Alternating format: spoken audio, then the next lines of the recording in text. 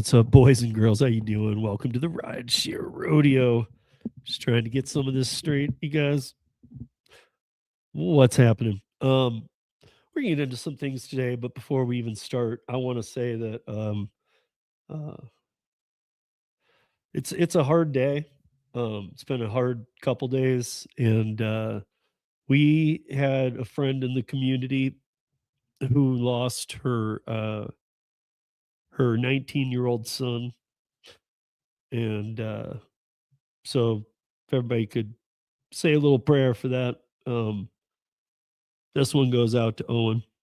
I'm going to pull through it to get through it. But it's really kind of hit me hard. So, yeah. Hey, everybody. Hey, Traveler. Hey, NGB. Hey, Kevin. Hey, Sue. How are you guys all doing? Like I said, it's been a rough day. It's been a rough couple days since Saturday. And yeah, we'll get through it. But I've never missed a Tuesday drop. So even when I had COVID the first time, which was in July or June of 2020, and if you remember back to that point, in June or July of 2020, there weren't, even if you wanted the options, they weren't there. Nobody had come, Moderna, none of these companies had come up with anything yet. Even what they did come up with and became very controversial with many of us, that wasn't even out. So if you had it, you just had it. And no, Richard, I didn't. but there wasn't one at the time anyway. So that's beside the point, is what I'm saying. But I got COVID very bad in that beginning, and I still pulled through on the podcast. And it feels like I mean, you could even tell. I still to this day wonder why I did it, and it's because I haven't missed one. But this has hit me just as hard. A 19-year-old passing away is, especially when the people known, like when we know them. I don't want to say anything more because I'm sure this person will be saying something and letting the community know. But yeah, I'm pretty tore up. I know a lot of people are, so that already know. So anyway, this one goes out to Owen. What's up, everybody? How you guys doing? So a couple of things that I wanted to address. I've been on the run. Max is home, and this happened, and it's just been craziness. But I still got something together for today, and we'll get through what we can here.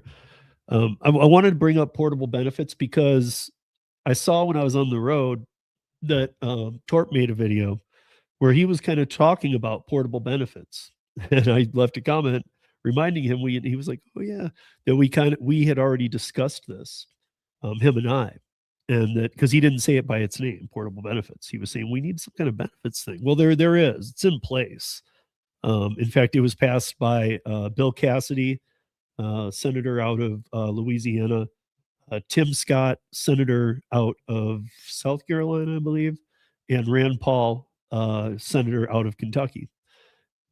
They passed the here. Let me bring it up here so I have it in front of me, and then I want to tell you guys where we're at with a couple of these.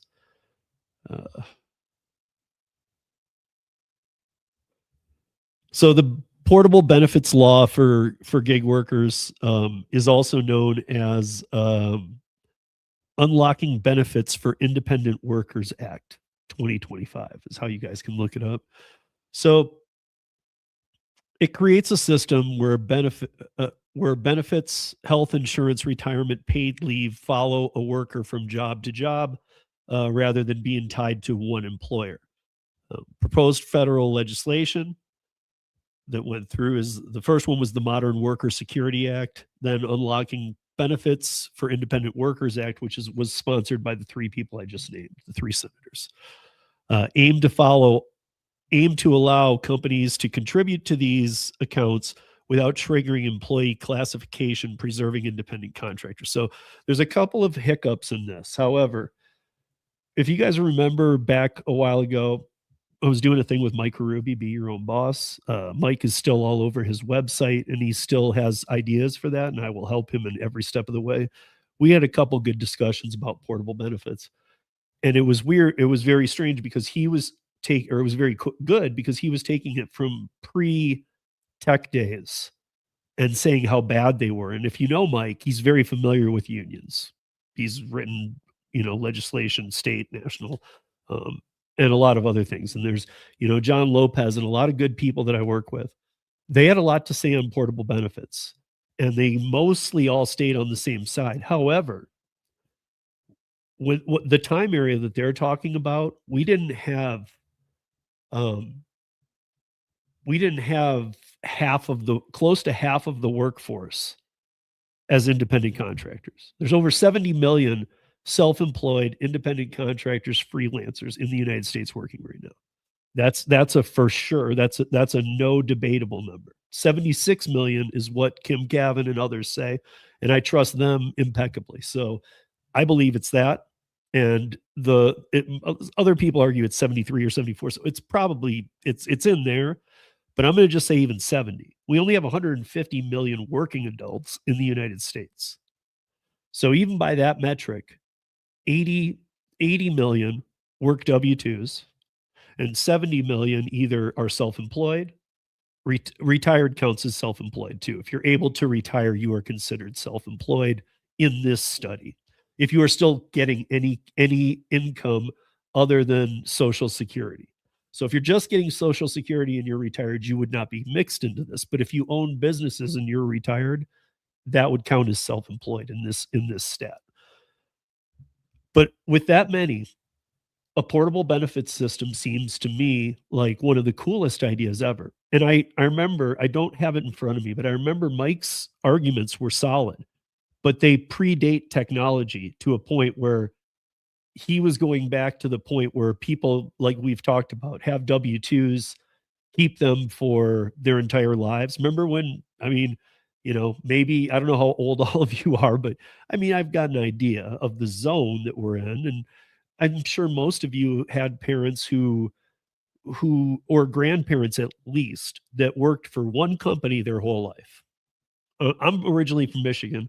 A lot of my family worked for Ford, and also Coca-Cola was big in Michigan too. So we had not just factory, but like a lot of big seats up there. So I had family that worked for Coke, family that worked for, a lot of family that worked for Ford. The people in my family that worked for Ford worked from everything from assembly line up to, white collar desk jobs. So, but this is what back in those days, the technology portion wasn't there. People were keeping a single job. If people did move, your perks, I think you guys are pretty familiar with this. Your perks kind of went with you, or at least like you could settle out and have them there for your retirement. It wasn't going to be all screwed around. We live in an age now where everybody is doing so many different jobs. Portable benefits can be a very, very positive thing. We talked about this last year when this bill was being passed, and we haven't really come back to it. We talked about it a few weeks in a row, but I gotta say that I am very much for this. We do know that there is one market that they have been working on, and I looked everywhere before tonight to try and get this where and how it's going, because in one county in Georgia, and it's not Atlanta, but it's outside Atlanta, they have been testing this for the last 6 months, portable benefits. How it works right now is that the companies can or they're allowing it, and the states and federal have allowed it, or the states are coming on board, but the federal has passed it, and it just kind of says that companies can do this. So if you're thinking, but why would they? The word can tells me everything we've talked about on this podcast. They won't.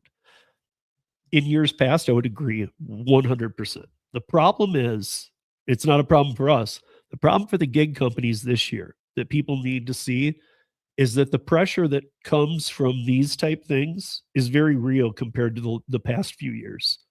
Like if, I still get comments to this day that say, like, nothing's going to be done. Doordash will never do this. I I put up a video about the, one. I have several ideas, but I put up one on the cap on drivers, which I wholeheartedly believe needs to happen. Not should, needs to on many different levels. But that's a discussion for a different time, where we can fully get into that again, because I think that a lot of people are confused. And just to real quickly hit on it, I had a comment on the video from somebody in Chicago. Shout out to that person because I responded to it nicely. And they said, cap on drivers, no way. And here's what it said. It was from yesterday. So Sunday, and they were referring to yesterday, which would have been Saturday.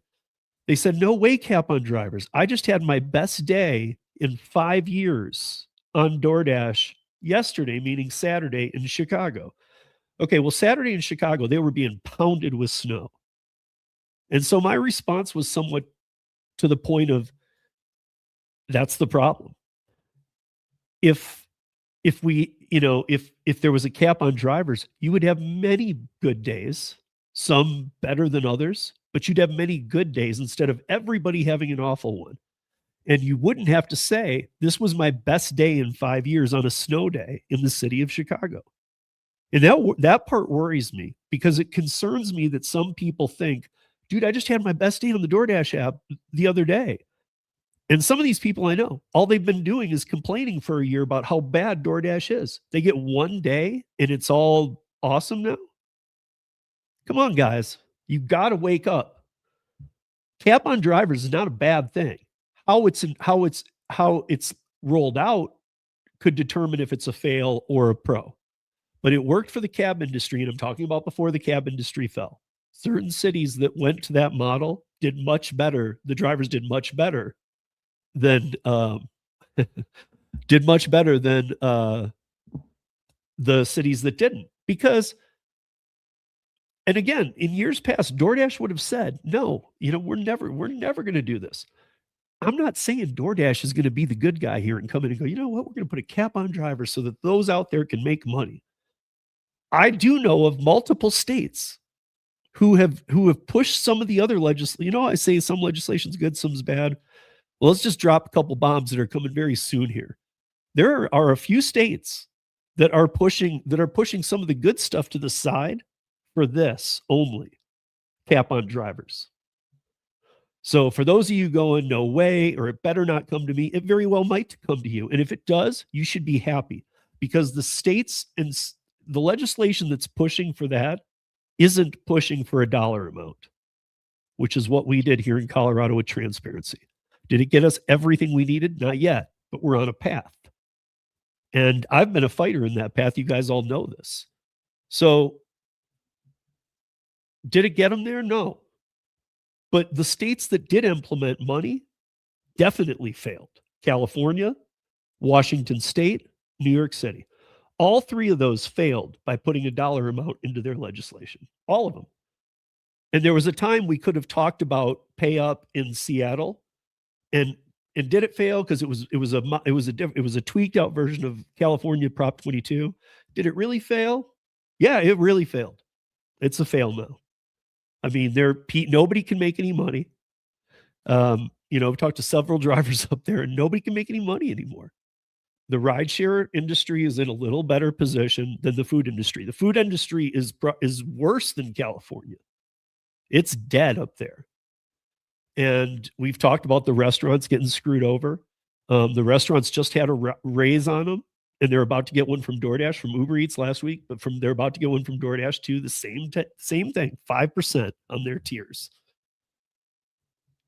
The restaurants have already had it.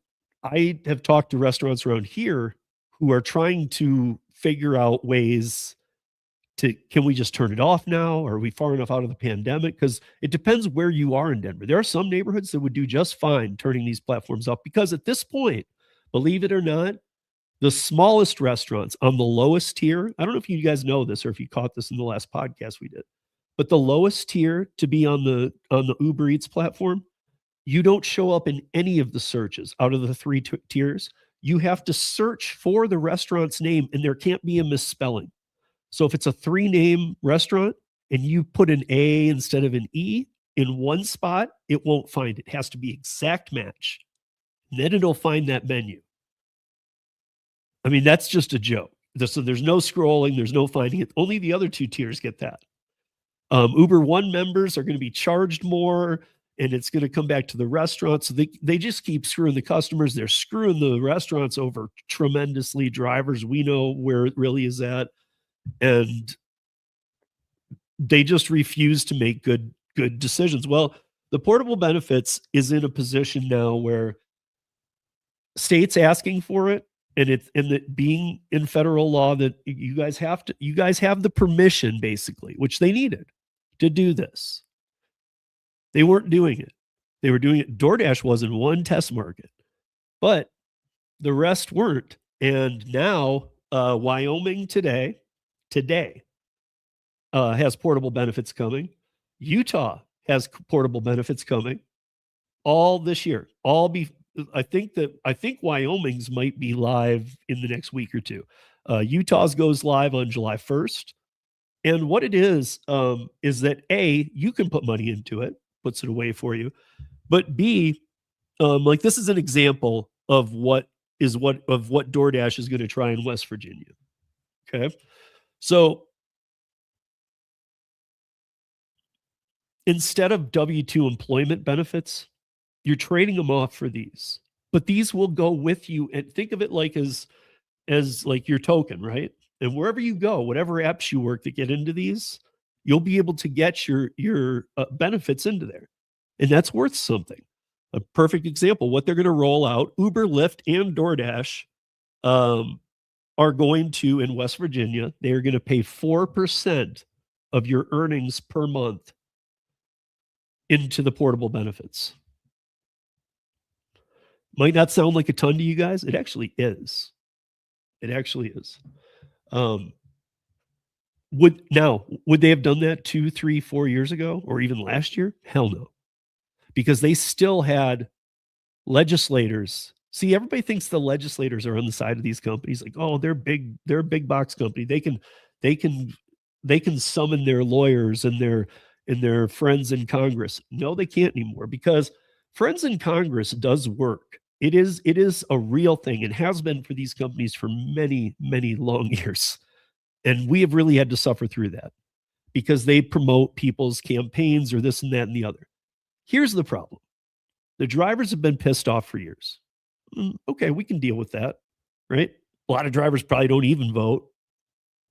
And then, we can deal with that. Now they're ripping off every customer. Every customer is getting ripped off. Huge. There are lawsuits all over Uber One and Dash Pass, is that what it's called right now, for their manipulative ways and their fraudulent execution, as I've seen it written, of how they try and trick you into their memberships.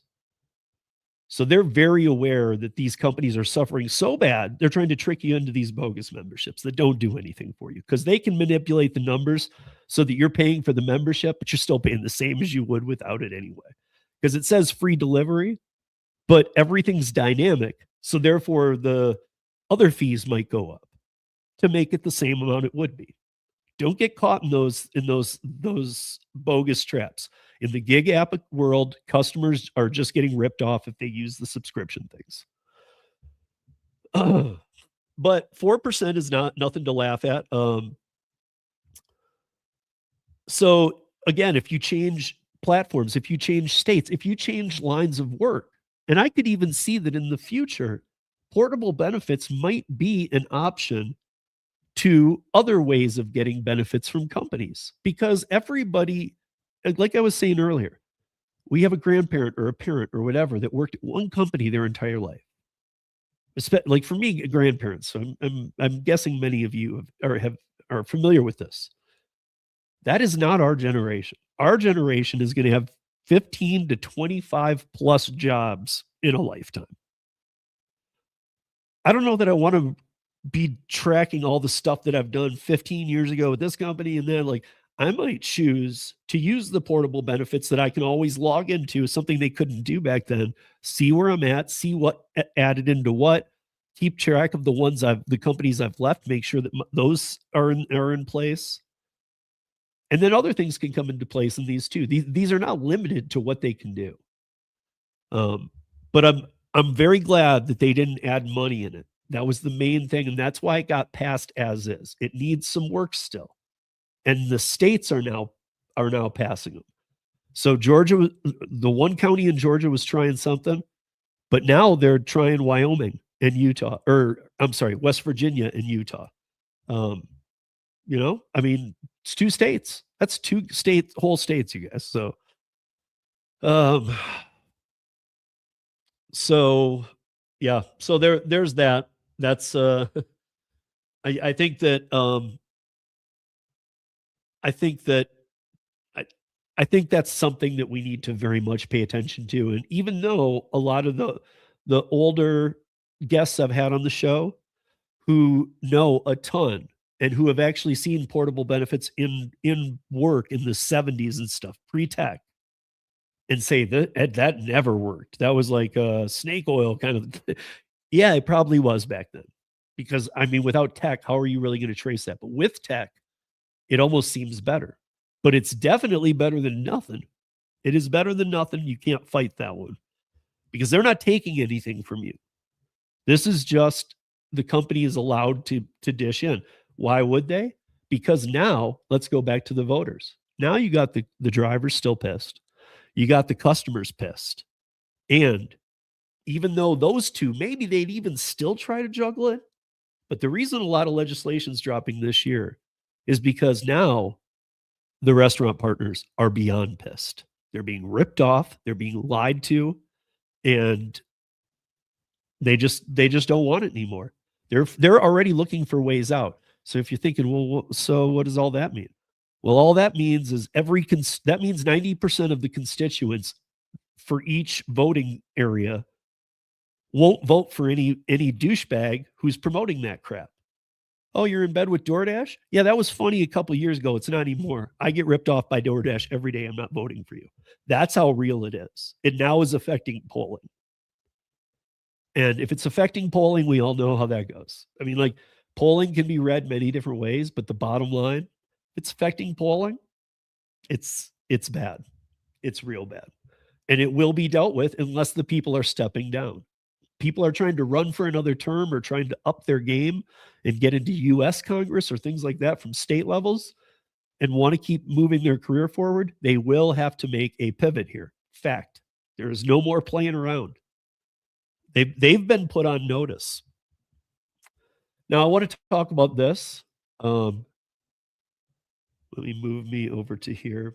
I want to talk about this and show you guys this because we've been talking about it.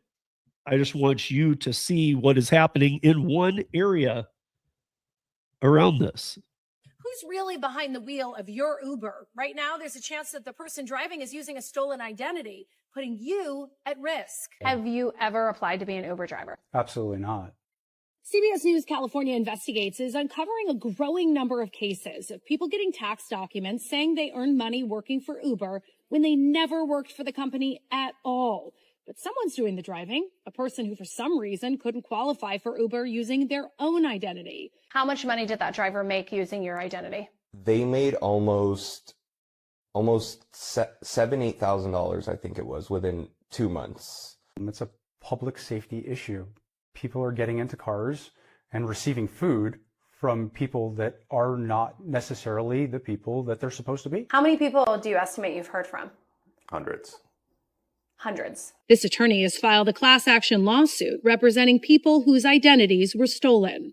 But the potentially dangerous part is that these imposter Uber drivers are picking up passengers, maybe someone who you love right now. Do you think you can know who's picking you up in light of what you've seen in terms of how many people have received these 1099s? No, I really don't. I mean, based on the rate it's been happening, I don't think you can. We've reached out to Uber several times, asking them to comment on the risk that these fake Uber drivers pose to passengers' safety. But when we asked Uber what it is doing to protect the safety of any passengers that get in these vehicles, they stopped answering our emails. So we're going to keep investigating, and we'll keep you posted. The reason I played that, there are many of these type things I could play, but the reason I played that is that's NBC. I think that was NBC. I'll have to look back because I had an NBC one too, but they are, um, if they're running at mainstream media, we know. And this was one area, and that was one lawyer who said he had had hundreds of people reach out to him about identity theft to Uber. The deeper you dive into that story, it's also related to DoorDash. I see Sue says all the illegal TikTok accounts. Absolutely.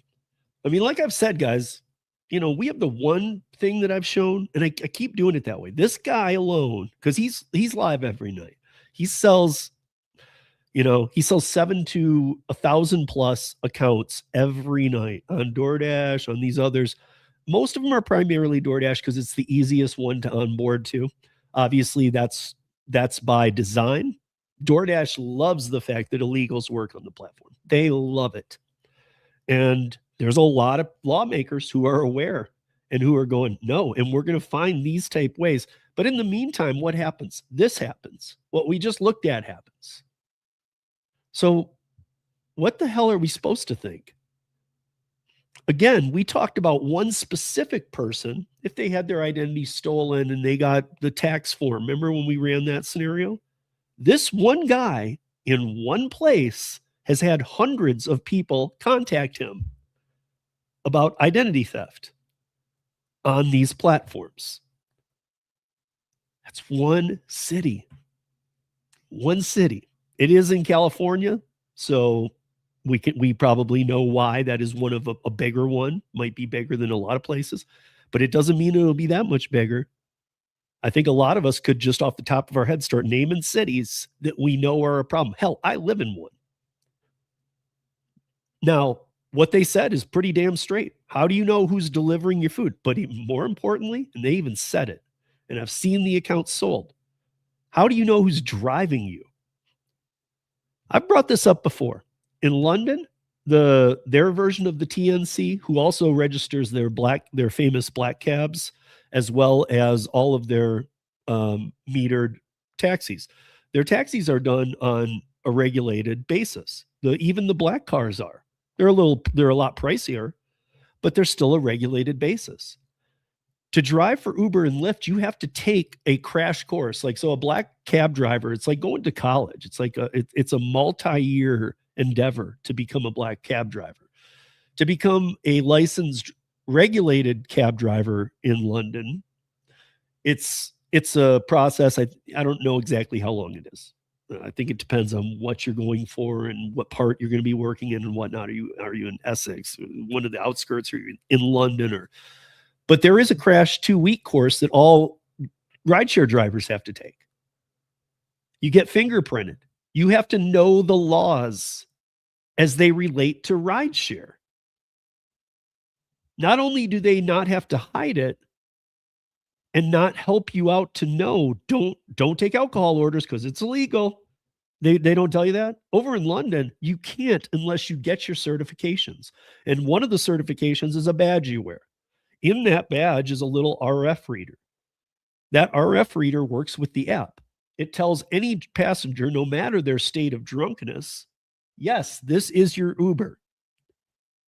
So there is no way for somebody to try and sit outside and play on drunk people's, I saw that Uber here. Yeah, they left. You want me to take you right now?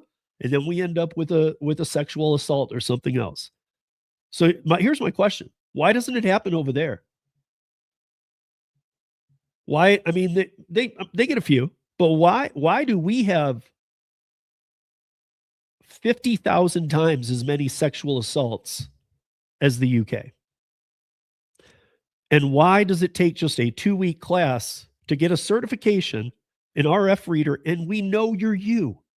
If ever asked, you will have to produce ID that matches this, and your RF reader has to go, and you have to be in the right car.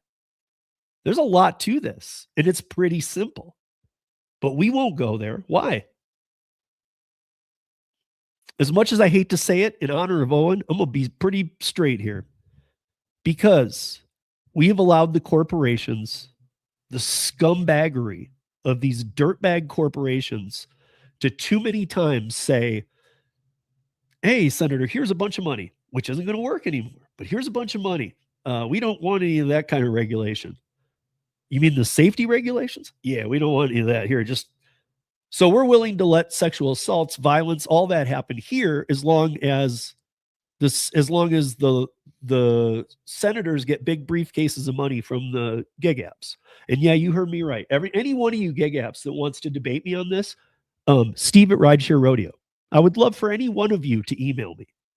The giants. I mean, I've talked to a lot of the smaller ones many times, but the giants, I dare any one of you to email me. And I don't mean that in a way of like, I'm going to come back at you hard. I just mean, I would love to get your input on this, because Uber operates in London. They have to follow those same damn guidelines that any other company does over there. They know it works over there. So why doesn't it work here? Oh, because you've never tried it and you want illegals to be able to work and take $2 offers, because those $2 and $3 offers don't have to pay taxes, as we've seen and we just saw from the video. As we just saw from the video, and we already knew this, we didn't have anything on the numbers yet. They're starting to come in. Hundreds, the guy said. Hundreds in one place. So now let's think about the nation. There's probably way more than they're even catching, but the fact that one guy has got hundreds. Just wait till these start adding up, because this is getting ridiculous. And people are getting tax notices now saying that they earned, like the one guy said, $8 grand in 2 months. He said, I've never worked for Uber in my life. Same thing I told you guys that would be said by all of these people as they started to get tax information. So remember that these illegal accounts are not only a burden, they're not only taking the bad offers and we're scratching our heads, they're taking them because a dollar goes a lot farther where they're from, and they're taking them because they don't pay any taxes on them. They laugh at our system as they work illegally on the platform. And they're screwing up taxes because when we went down that rabbit hole, we all learned the taxes still have to be paid. The taxes don't just kind of get, well, that's a loss. Whoops. IRS doesn't work that way. They move it into the sectors. And so it's dispensed amongst the state, but it's definitely dispensed heavily upon the sector that's committing the fraud. So even if it's not you and I, the rideshare in the delivery game, that's where it's happening. So we're going to bear most of that cost.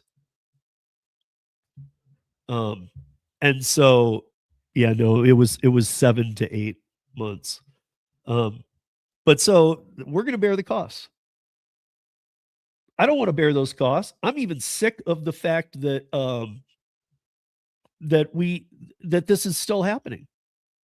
There was a short time when it started falling at the beginning of this year around my area. And my area is pretty bad with it. It is now picked back up. Illegal drivers are everywhere, and we know that. I mean, there's more on Facebook Marketplace being sold than ever. TikTok Live is selling them every night. And you guys know, the one guy I keep pointing out, 700 to 1,000 every night, like clockwork. And then I've found 50 other channels. Luis sends me channels all the time. And by putting those in my algorithm, I run across new ones all the time. It is disgusting how many there are out there. And these are people like me sitting here right now going, hey, Kyle, what's up? Hey, Richard, what's up? Oh, Richard, you need an Amazon Flex account? I don't have one in your area, but I do have an Instacart and a Doordash. You want one of those? I can do a 2-for-1. They can make deals, and they do. It's disgusting. I have flagged those live accounts on TikTok, and nothing happens. Now, if you're thinking, well, of course, I've been live on TikTok under the new Oracle. Since Oracle took ownership, they should care. In the free-for-all days of TikTok, it was different. But now, they should care because it's their ass too. It's not just, oh, well, TikTok's TikTok. No, TikTok is owned by Oracle. And Oracle can't afford to take the fall for facilitating illegal account sales and identity theft. And it will be them now that it's in-country owned. That's a big problem, you guys. It's a big, big problem.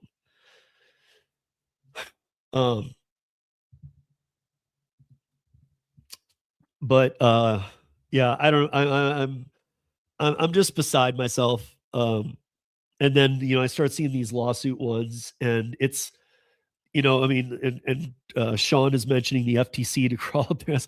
I mean, I was going to say that's already happening. So the RICO case in Nevada, the groups that I hang out with on TikTok, we hadn't been very vocal about it. There's some stuff about to happen in Chicago, pretty big, but it's going to go one of three ways. So I don't even want to get into that. But this is the perfect example of a state, Illinois, a state that all three of the ways that it's trying to push something right now all suck for the drivers. All of them. We haven't seen a good option, and nobody seems to be coming forward with one. So, we have our people. We have some people. I mean, John Lopez lives there, and he works with the unions and against the unions. He helps independent contractors. He also works with people in the mental health space. So he has a lot of ties. And I'm trying to get something with him, like, dude, let's get this to him, or this idea, or what. You got to get the dollar out of it. And it's looking bad. But the FTC is also, they are all over these companies. If you remember just a few weeks ago, I put up the Walmart situation. You guys all know about it. Walmart's about to get slapped again. Because what they do, pick off 7 states? Well, now they're about to get slapped again with another 5. They just didn't have the cases together. I mean, eventually, in my opinion, it'll be the whole country, because they know that Walmart wasn't just doing it in these 7 states. Come on, dude. We're not stupid. You just didn't have the evidence yet. Things are dropping quickly. And if the gig apps don't want to play along, the gig apps do know what happens. This is no longer threat time. This is your screwed time. On that note, I want to also mention that Perplexity's Comet browser is coming along at exponential rates. They have more startup venture capitalist money than any of the gig apps did starting up. Their AI assist is different than Gemini or ChatGPT or Grok or Claude or any of those. Like it is completely night and day different. It is meant to be an AI assist to each of us without impeding on our lives, though. But it's also meant to be an AI assist to everybody, a customer, a business. So what's happening is the AI assist is not just for gig space, but for other things too. But gig space is a major one being worked on. Is that some of the major investors are Doordash and Uber and things like that, because they know they're about to get screwed on the app side. It will take a while, just like it always does, to get people over to AI assist. But people are already moving over to it now, and it's in a beta version that it's not even stable yet. And they're already moving over to it. I mean, I've seen a lot of videos and a lot of articles on we're nearing the end of the app era. The apps will be gone here fairly soon. So you won't have 7,000 apps on your phone. You'll just have AI assist it doesn't have to be Perplexity. It doesn't have to be Comet, but it could be any of them, and it'll just do the jobs of all of your apps. It's kind of we're going to have to do a special episode on that, because I will have to go through it in scientific detail and go through each part, and we'll do it question by question as we go through, because it gets a little complicated. But if you guys understood it, I finally do. I've been learning, and I finally fully get what is happening. And I think it's going to wreck the model of these. And now you got senator pressure and all this other. You guys, I wanted to mention Gary's apps, Maximo, DUH.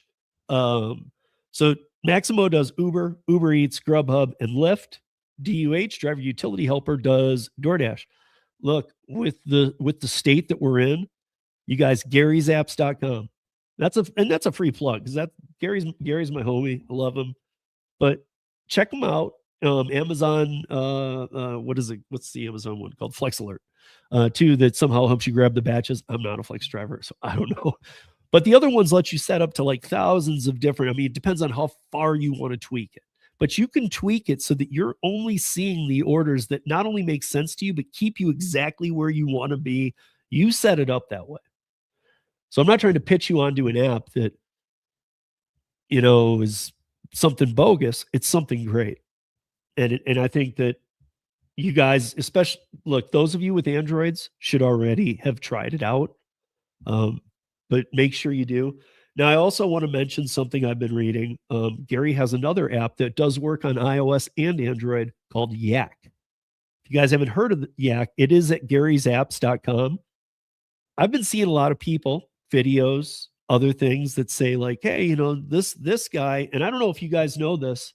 This was new to me. Before I play this, it's only about 40 seconds. It's about DoorDash. I want you guys to understand that for years, this guy's going to say DoorDash now allows something. For years, they've allowed this. You, the driver, just haven't seen it.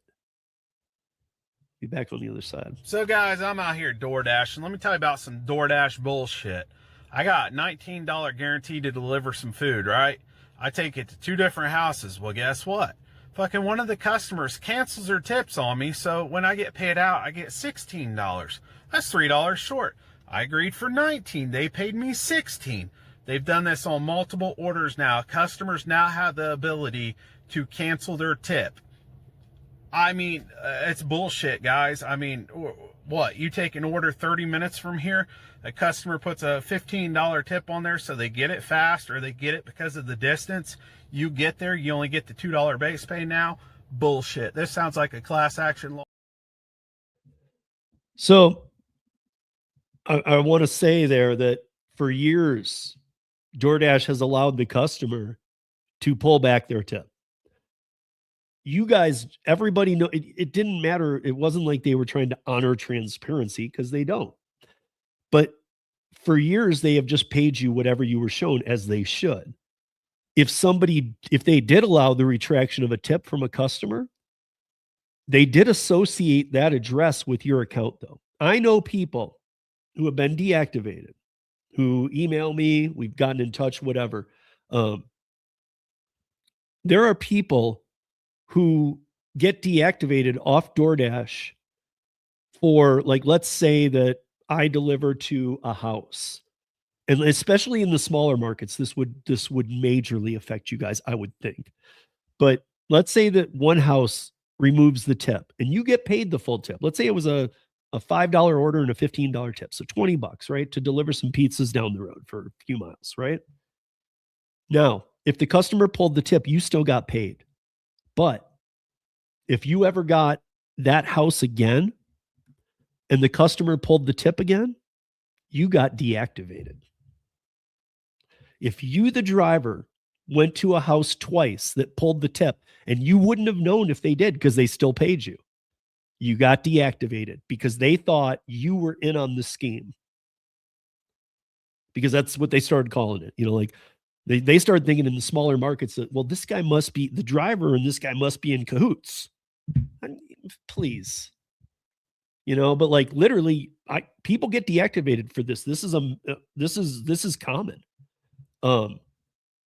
But the fact that on the consumer side, I see Sue saying, still don't know if this is real. On the consumer side, there you can remove the tip now. It's actually really sad that, again, I don't use the DoorDash app. I was shown like video recordings of the process though. And yes, you can remove it. That, as far as I've been told, that was never there before on the DoorDash app. Again, I've never used it because I have a big problem with DoorDash in that respect. I mean, I do, you know, I'll turn it on here and there. You guys know this, but that has been a big problem. And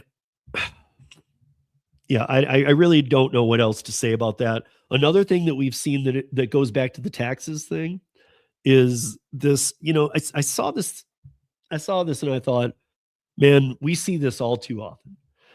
How many times have we seen an article, or you guys seen an article that says that, you know, DoorDash driver arrested while dashing, but police officer finishes the job? We used to kind of joke about it a little bit. How many, like, oh, look at all these police officers delivering DoorDash.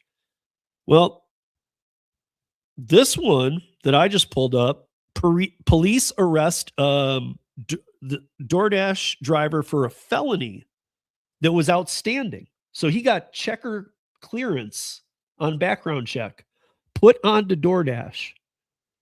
pulled over while doing a dash, and his felony happened before his checker background check. Come on, guys. Come on. You got to be kidding me with this stuff. And then there's another one out. You got to look when you see them, whatever day you're looking at these, because there will be them almost daily. So like there was another one saying illegal, caught delivering.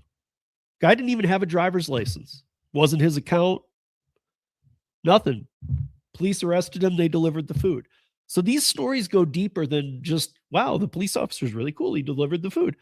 You got to look into him now, because now it's about, hey, man, he has a felony out for him. Oh, he's an illegal.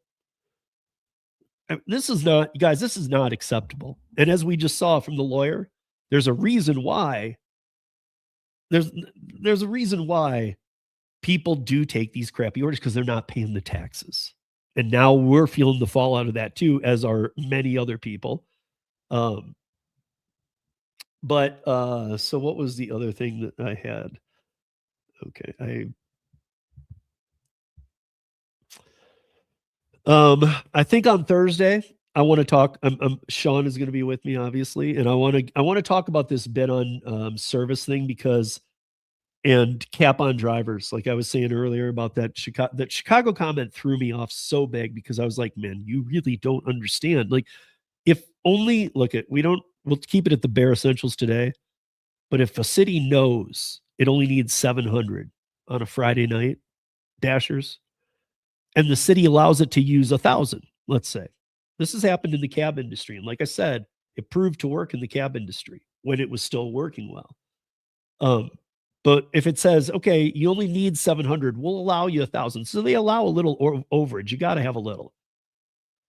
But why on earth would any of you complain if 700 are needed in a market in a night, and DoorDash is allowed to put 1,000 on the road? These are arbitrary numbers for any given city. But why would any of you oppose that 1,000 as opposed to 3,000, and nobody can make any money? It makes no sense. A cap actually shows caring about the environment. A cap shows that you're not pissing people off by being in everybody's neighborhood all the time. I mean, there are just dashers everywhere, man. It needs to stop. Like, there's not enough money out there for anybody to make any good money. Now, I know some of you do. Some of you have your markets, and you do, of course. But everybody's seen a fall, or they're working more hours. But nonetheless, a lot of cities like mine, it's so plagued with drivers. We probably have 3 to 4 times what a cap would be. So a cap would stop people. Like, if I got home from let's say I had a day job, for the people that work part-time, which is 90+% of the gig economy works part-time. So let's say I get home and I decide I want to work on a Friday night, and I try and get on at 7, and I can't. I can keep trying. There won't be any metrics anymore. I can keep trying. And we all know that same as looking for a dash now. When you don't have the ability, you can keep opening it. You might see that it's busy and it'll let you dash now. It would be like that, but until a seat opens. So until either somebody gets off the app, or until somebody moves over to another app and then turns that one off, whatever, that would allow you to come in. That does need to happen.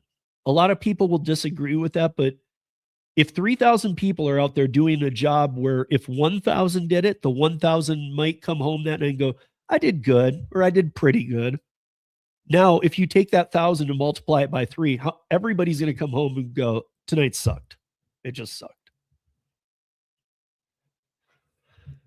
Oversaturation's real. I know it's a thing that they need to deal with, but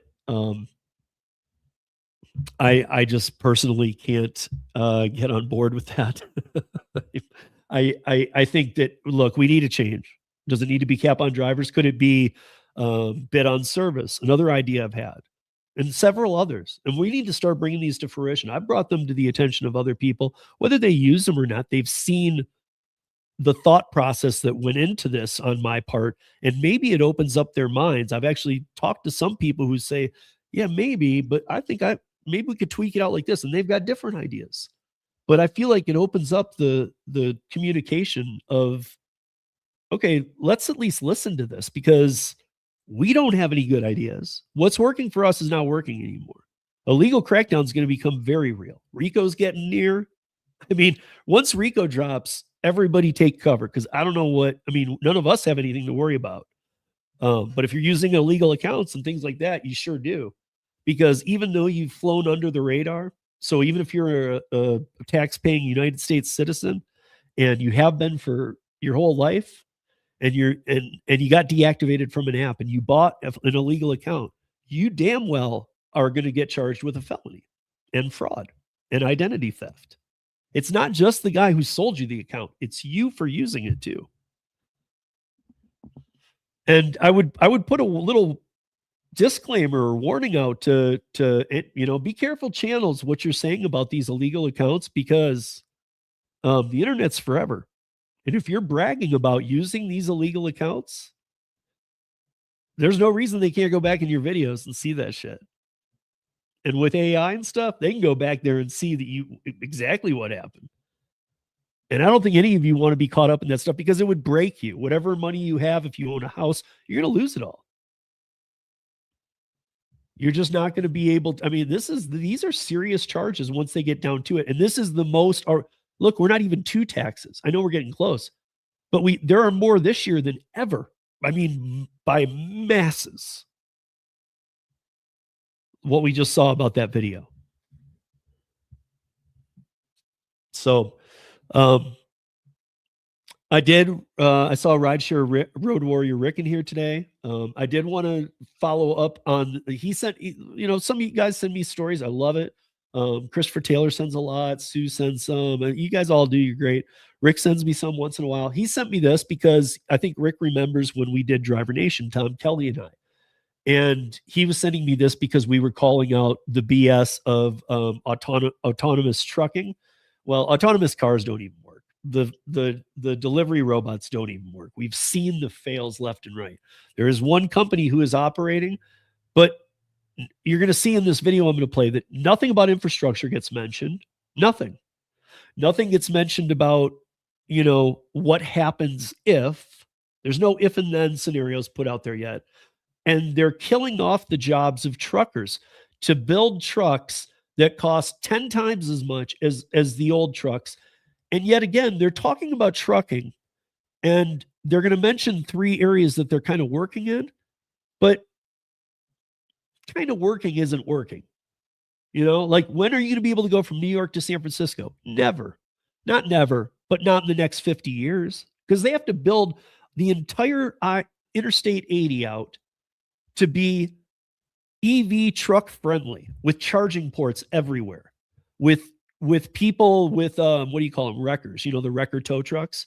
They have to be ready to come tow those all the time, because they're going to die everywhere in bad weather, in ice, and it's just going to be a nightmare. They're barely working now. But Rick sent me this. It got under my skin because this is live filled. Now, again, it's an NBC piece, so I don't really ever expect. I know that a lot of them have their bads, but NBC seems to be absolutely one of the worst. Let's take a look at this. This is just, it kind of puts the optics on complete bullshit, is what it does. It looks like any other truck until you peek inside. No one at the wheel as it barrels down the road. Massive freight trucks designed to drive all on their own. We're talking about trucks that do not have any drivers doing operations on a daily basis across the nation. Badam Narang is CEO of Gatik, the first company to employ driverless freight trucks on U.S. public roads with no human safety driver in the cab. They're already hauling freight for major grocery chains and retailers in Texas, Arkansas, and Arizona. The goal? To increase deliveries and lower costs. You and I, as end consumers, we want our orders as soon as possible, as cheap as possible. So our trucks are working day and night. You say these trucks make things cheaper and faster, but for someone driving in a car to look up and see a big truck like this with no one behind the wheel, how is that safe? Safety is foundational to everything that we do at Gatik. We first showed you the technology in 2021. I'm here in Arkansas for an exclusive look when the company deployed smaller, self-driving trucks for Walmart, capable of driving up to 10 miles per route. Now, Gaddix trucks travel up to 400 miles, handling middle-mile deliveries between warehouses and stores completely autonomously. To see for ourselves, we got an exclusive ride-along with Apeksha Kamavat, Gaddix co-founder and chief engineer. Here we go. She says high-tech cameras and sensors give the truck a 360-degree view of its surroundings, guiding it safely through any situation on the road, day or night, rain or shine. The truck sees all of that information in real time, creates an understanding of what the world looks like right now, how it will evolve. I watched as the truck navigated highways and heavy traffic. Whoa, I gotta say, that was a pretty sudden stop. It's driving a bit jerky, but Kamavat says it's designed for safety, not comfort. So if someone had run that red light, we would have been, even though we had a green light, this truck would know not to go? Exactly. After millions of testing miles, Gaddix says its trucks haven't had a single safety incident, something we confirmed with federal and state regulators. With 10 trucks now on the road and several hundred expected by year's end, the company says it's secured $600 million in contracts. What about the very real concerns that this is taking away jobs from human truck drivers? The reality is that in the US today, there is extreme driver shortage. What we are helping our customers with is we are helping them move goods across networks and routes that are hard to staff. But the country's largest truck driver union disagrees. These autonomous vehicle companies are investing billions of dollars to replace drivers. I want to call out bullshit immediately. Basically, on everything you just saw, bullshit. So thank you, Rick, for sending it, but complete bullshit across the board. By the way, when they said navigating heavy traffic, no. I did a little deeper digging. It's funny how NBC lies so much. I don't really get into the fake media. I don't really do that because it all requires deeper dives than just reading their articles. But they left a ton out. You ever seen like oversized loads and you got a car behind it, and sometimes even depending on the size in front, all of these have those vehicles in the front and back of these trucks. It's the only way they're allowed to operate. So is it autonomous, or does it just have a thing that says follow the car in front of you? That's the lead car. Again, Tom Kelly and I showed complete breakdown of lies, scams, and manipulations with this years ago. They're nowhere near it. If a Waymo doesn't work, if a DOT doesn't work, if a delivery robot doesn't work, there is no way we're putting semis on the road without infrastructure to go anywhere. This is complete lies. And the biggest lie in there, and by the way, on that one, the video Rick sent me, I started, what I do when I'm watching it, I started reading the comments. Everybody that was a trucker that was in there is like, bullshit. We have more truckers than ever. The guy said there's a major shortage of truckers in the U.S. There is not a major shortage of truckers in the U.S. There is not. There are companies stopping to pay them. There are companies laying them off or firing them. There are companies going out of business. That's a different story. There is not a shortage of drivers. If anything, there's an oversaturation of drivers waiting for a decent pay to come back into the industry, who maybe even have done this 15, 20 years and are the best at it, and we need them back. But because everything in the world seems to be dropping pay, I'm starting to get the impression nothing in the world is working anymore. I'm not trying to be a doomsday guy, but I'm just saying, I am starting to get the impression nothing's working. I know W-2 people who are just, they've had it, they're getting fired. They can't, the raises are gone, bonuses are gone. It's almost like the company's doing everything they can, no matter how long you've been with them, to get you the hell out. Just leave. But we don't want to fire you because then we got to pay unemployment and we got to do this, that, and the other. So just leave, Cutting hours has been happening. Things that make people quit. The scumbag ways that you make people quit. And it needs to end. I mean, it just flat out needs to end. I mean, there is no job security needs to be written out of the English language, because there's no such thing as job security. There is no job that has security anymore. I know there are other things saying like learn a trade, learn plumbing, learn electric. You'll be great during the AI phase out of white collar. And AI isn't going to hit everybody like we thought, but it's going to play a role. It already has in taking away many jobs. But people are saying be a plumber, be an electrician. I think that those are great ways to make money. I saw one video that said, hey, being a plumber, you can make 6 figures now in the upcoming years. Every plumber I know in Denver makes 6 figures. That's not a new thing. That's what they make. Maybe not their first year or when they journeyman or any of that, but by like year 3, 4, 5, even if they don't have their own business, they're working for somebody else, they're making 6 figures, man. If they're working full-time, they are. If you're a master plumber, you're making 150 plus in Denver. So that never changed. It's not like that industry, because I saw they were making it sound like you can make 4 times as much in plumbing now. No, I mean, maybe one day, but right now, all you're making is the same pay it's always been. It's good pay, but don't lie about it.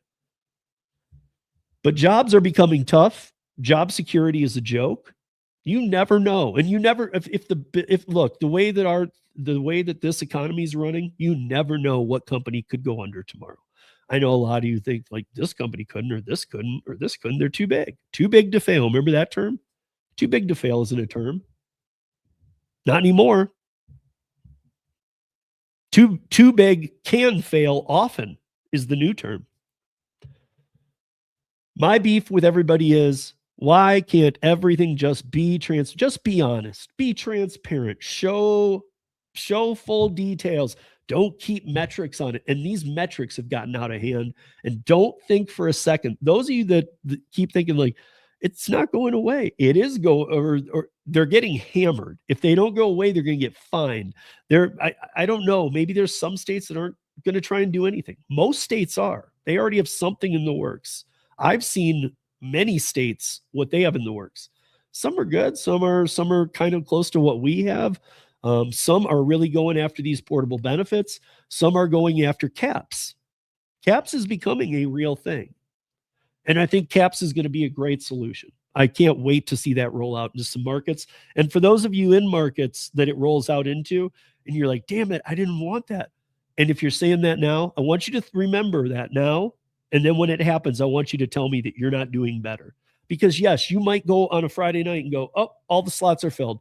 I'm not going to go out. And then you keep trying to get on for like 10 minutes and then you still can't get on. And maybe you go out and do something fun with your family instead, right? Which all of us are definitely guilty of putting to the side because we need to fit in gig work wherever we can. Well, maybe you go out for the night, do something kind of cheap but fun, and have a night to yourself because you just don't feel like fighting to get on. But the nights you are on, you will make more money.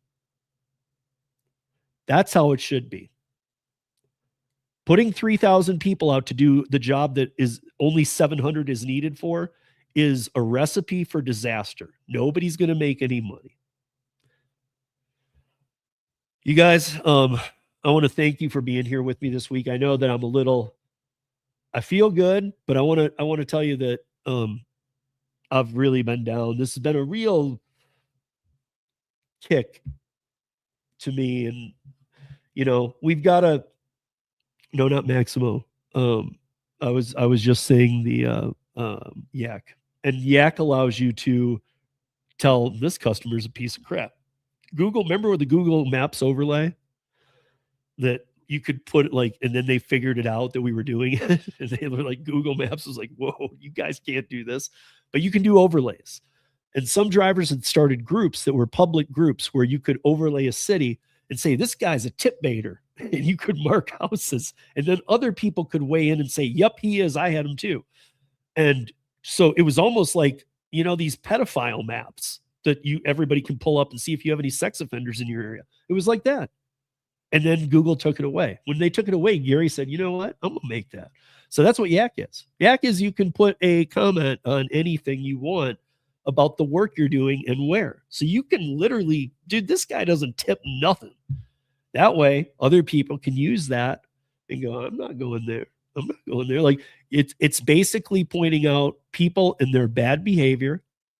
And, not like this person tipped me $2. What a cheapskate, ends up being this older lady who's living off Social Security. No, that is what it is. But the people who outright tip me, scumbags. And I think that all of us should be using that, because that one is on iOS. So that one you can do from both. And I think all of us should be doing that, because I know I could be doing it more than I do. I need to start getting on there, because I got some yakking to do. But before I leave here tonight, guys, I want to one more time say, somebody in our community lost their son. He was 19 years old, and he passed away on Saturday. I talked to the person for a while. I'm beyond saddened. I know the story. But that's my son's age. I mean, I can't even imagine. And it has literally broke my heart. So that's a wrap for the week. Until next time, guys, be safe, earn smart, be good to each other, and we'll see you back here next time on Rodeo. You guys all have a good evening.